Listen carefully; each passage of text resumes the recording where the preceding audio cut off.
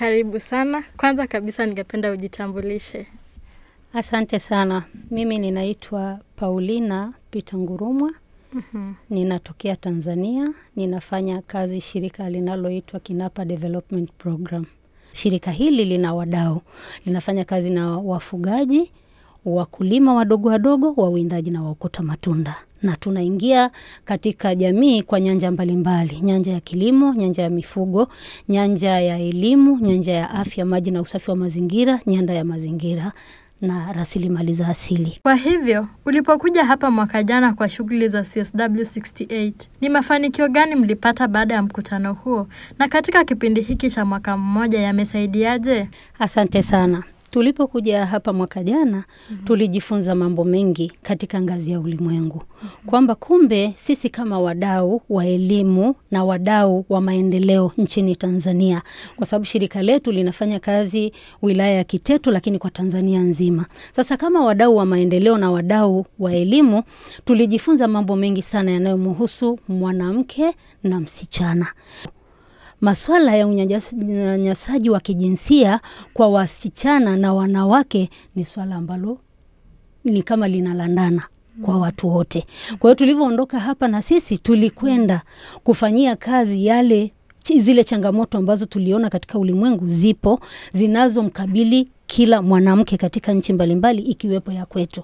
Kwa mfano sisi mila na desturi kandamizi tuliendelea kwenda kuhakikisha tunaongea na malaigwanani, kuona ni namna gani jamii yetu, kuona namna ya kumsaidia mtoto wa kike aweze kupata elimu, lakini pia mwanamke aweze kuwa na sauti, aweze kurithi rasilimali, kwa sababu yeye hana rasilimali yoyote kama nilivyokusha kusema. Tuliendelea kuwahamasisha wakina mama na wasichana waweze kusoma hadi kumalizia mzunguko wao wa elimu wakiwa shuleni, lakini pia kwa wale waliokatiza masomo kwa sababu ya changamoto zozote zile, tuliwapa mafunzo na wakaweza kurudi shule. Hivi ninavyoongea kuna wasichana waliorudi shule, waliofaulu na sasa hivi wako vyuo. Lakini tofauti na hayo pia tumeweza kuwasaidia wale walioko katika kituo, wale waliokatiza masomo wakarudi kituoni.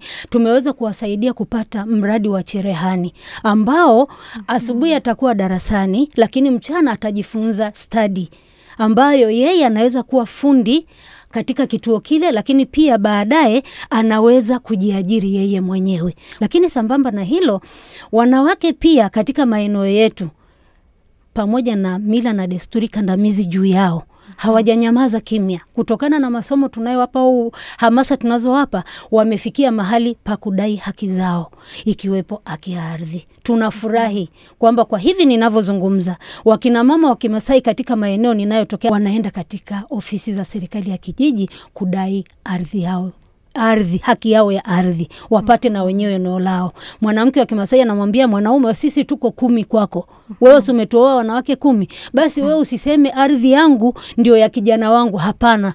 Mpe kijana wangu na unipe na mimi ardhi yangu. Na amefika kutokana na mafunzo tuliowapa, amefika ofisi ya kijiji, hakihitaji karatasi ya kumsaidia ile ardhi ijulikane ni ya kwake. Pia kuna majukwaa yao ambayo yameanzishwa. Sisi ni wafugaji, kwa hiyo tuna nyanda za malisho za pamoja, Joint Village Land Use Planning, ambazo ziko katika clusters katika maeneo yetu. Katika zile Joint Village Land Use Planning, katika zile kongani, wanawake wameanzisha forum. Wanapata mahali pa kusemea mambo yao. Wanakaa pamoja. Wanajenga yale ambayo wanaona hayafai. Na mfano mmoja wapo, wamepitisha katika forum moja kwamba mtoto wa kike haolewi kabla hajakuwa mkubwa. Kwa sababu kwa mila yetu walikuwa wanaolewa wakiwa na miaka 11, miaka 8 mpaka miaka 4. Sasa hivi wamesema hatutaki aolewe, subiri mtoto wangu akue alafu ule mahari yako. Lakini kwanza waende shule. Kwa hiyo tunaona ni mambo ambayo yameweza kubadilika katika jamii ninayotoka. Ningependa unieleze changamoto ambazo mmepitia katika taasisi hii ama shirika lenu. Asante. Labda tuseme tu changamoto ambazo tunapitia ni upatikanaji wa rasilimali kwa haraka juu ya kusaidia jamii yetu. Kwa hiyo kwa sababu hatuna funds kama sisi peke yetu, tunafanya fundraising kutoka kwa donors mbalimbali. Saa nyingine unaweza kukuta hiyo ndio inaweza kuwa changamoto ambayo tunapanga jambo fulani juu ya kuwasaidia labda watoto wetu wa kike au wa wanawake katika maeneo, labda waweze kupata miradi ya uzalishaji mali. Kwa mfano zile forum wanaomba sana kwetu wakihitaji kupata miradi ya uzalishaji mali ili waweze kuacha kutegemea kuomba kutoka kwa wababa, lakini bado hawajapata. Kwa hiyo wanajaribu kuanzisha wenyewe miradi midogo midogo kwa mtaji mdogo. Kwa hiyo tunaomba katika ngazi yoyote wadau mbalimbali wa maendeleo waweze kuwasaidia wamama hao